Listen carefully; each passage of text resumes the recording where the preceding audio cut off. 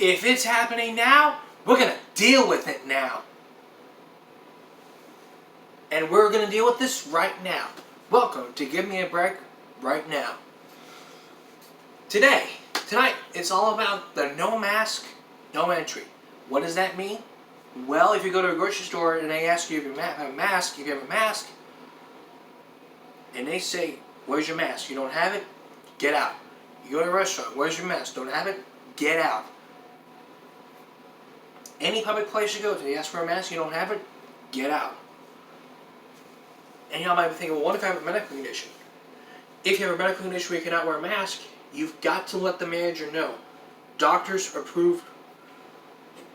If they ask you for proof that you have a medical condition where you cannot wear a mask, then I suggest what you need to do is, if they ask you, just say politely, I cannot wear a mask because I have a medical condition. If they ask you for paperwork, for proof,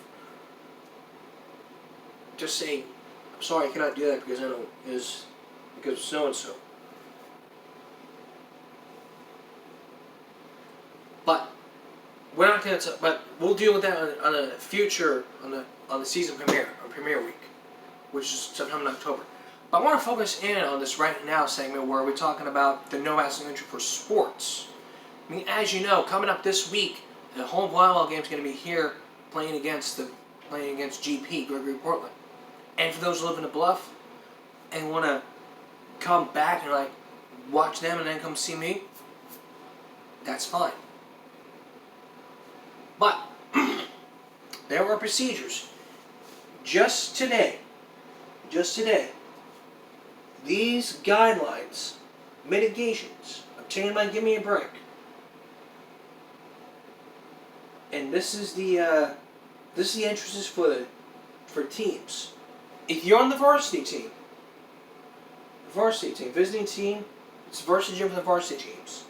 Visiting team will enter/exit through the bottom doors on the southwest side.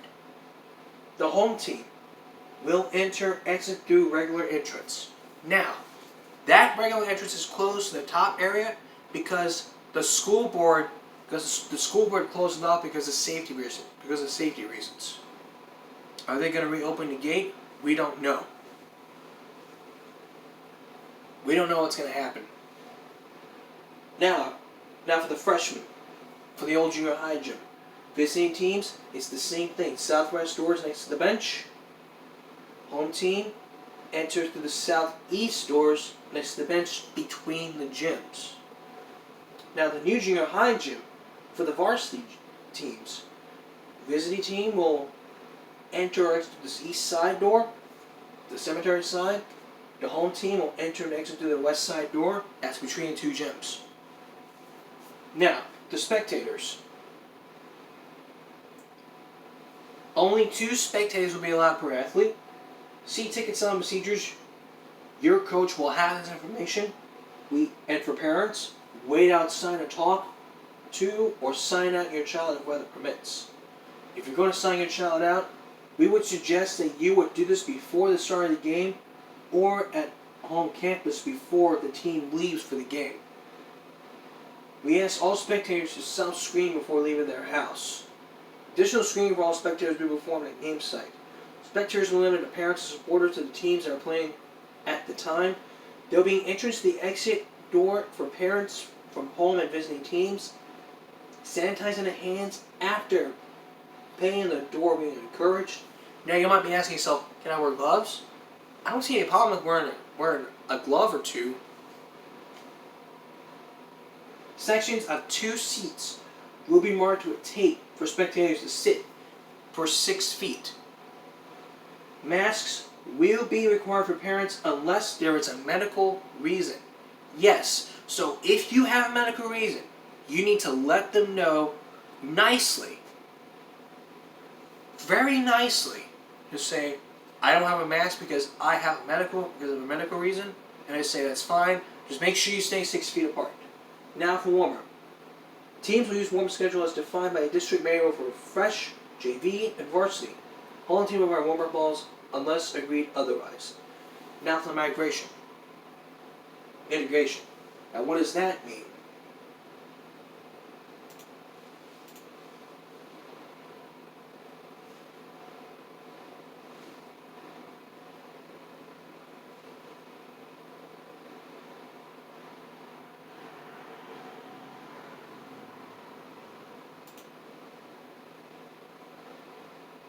Look, I didn't make up these rules. This was provided by the school district. It means the action of reducing severity, seriousness, or painfulness of something, meaning the workout. Benches and volleyballs will be sanitized before teams enter the gym. Teams will remain on the respective sides of the entire gym and match. All masks will be worn on the bench unless the athlete has a medical reason. Bring your own water bottles. It is best to have a removable top with a wide opening. Bring your own towels. There will be hand sanitizers at each disinfectant before entering / exiting the floor. There will be 3 balls in play per game, as one is being used by the other. 2 will be sanitized, one at the end of each point. After each point, a sanitized ball will be rotated in. Referees will approve of all 3 balls. No shaking hands after the game. Shaking hands is out of the question because of COVID. Coaches, we ask for your help in monitoring the parent-athlete interaction after games. We would appreciate the help with your parents and athletes exiting the gym as soon as possible. Officials will be screened. And now for the teams. Coaches for visiting teams to screen their staff and players before leaving their campus. This is for the coaches. Additional screening for staff, players, spectators will be performed on the game site. Chairs will be spaced for athletes on the bench 6 feet. Restrooms are located at the level of the gym. Locker room restrooms will not be available. Calm down. I'll get to that in a little bit. Masks will be worn on the bench. All players and visiting team bring their own water bottle. Will be provided for the refill. The bottles is best that it has removable top with the right opening. Now for tickets, your head coach has the ticket selling procedure for our bluff. And it says, we're constantly excited for the outcome of the season. We're all eager to get back to the routines, family, and families. Sports play a major part of achievement in school. We would like to express appreciation for your patience and cooperation with the many new procedures that will take place this year. This will be a period of learning and adjusting for all of us. Again, thank you for your understanding. Now, let's go to the football.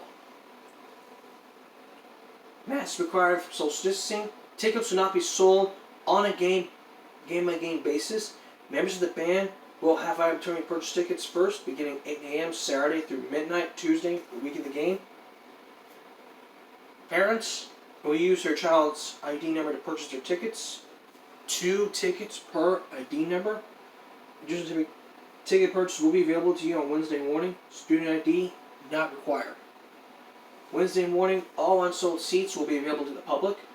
General public ticket sales will start at 12:01 a.m. and at 7 p.m. on Friday. One ticket will cost $12 and will admit two people. These 2 people have to sit together in designated seats.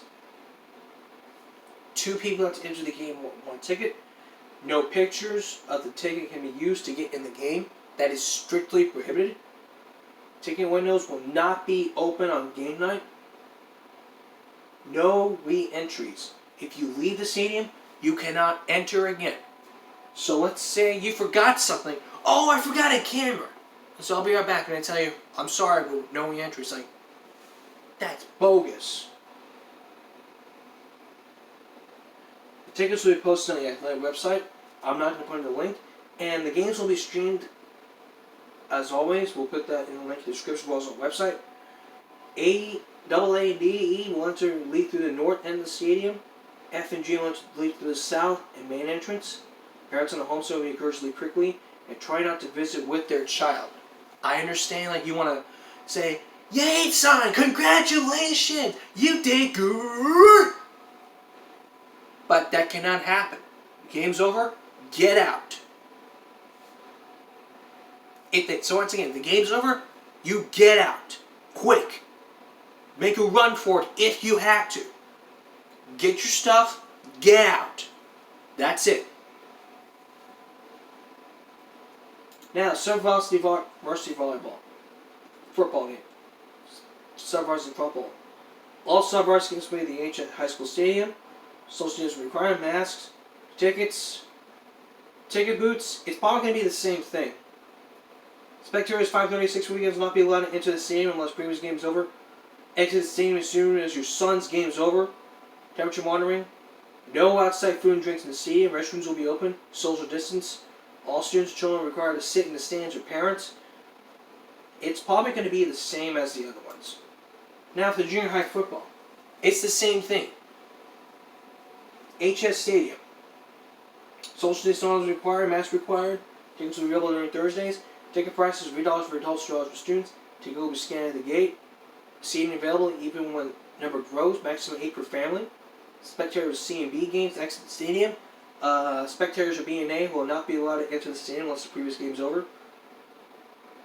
Sit in the stands with parents. Temperature monitor will take place upon entry. Please pre-screen at home. Enter through the south gate. Exit through the north gate. No outside food and drinks are allowed in the stadium, as always. Now, let's get into what I talked about earlier.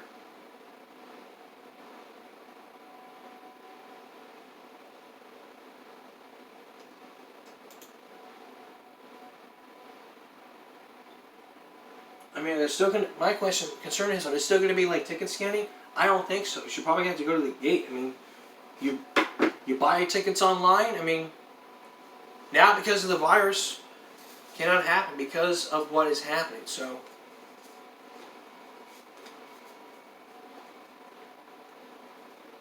On Wednesday morning, unsold tickets will be available to the public.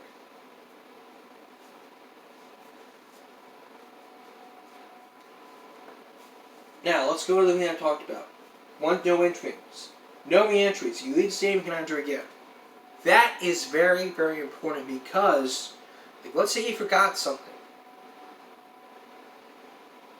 You're not allowed to re-enter again. Period. Because you're special does not give you the right. Because of this.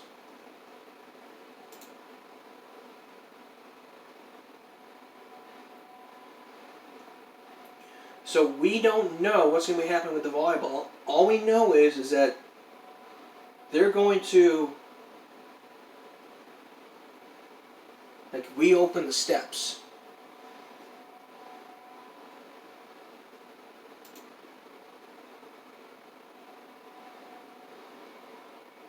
And then the security will assist with social distancing. As always, for all these sports, all security, they will help you with social distancing. It could be Mr. Fisher, it could be Mr. Rubin, it could be Mr. I'm not going to name names. If you live in Flower Bluff, you'll know that all the security there is going to help you with social distancing. 6 feet apart, always. If you have a medical condition, then if you have a medical reason, then you cannot wear one. But remember about masks, as I always told you before. They have to be like this. Not like this, and not like this. But like this. In between the mouth and the nose. These rules are provided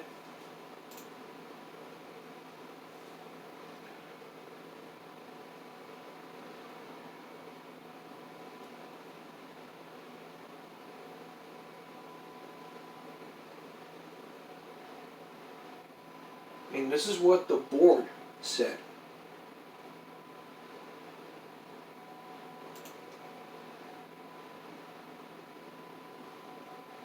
Like, I didn't make up these rules. This is what the board did. And if it's a problem, you can go complain about it and say, hey, I wasn't allowed back in. Can you tell me why? And they will tell you the reason. Like, oh yeah, it's because of re-entries. If you like a reason why, well, I might have to ask the board the same thing. You know what they would say?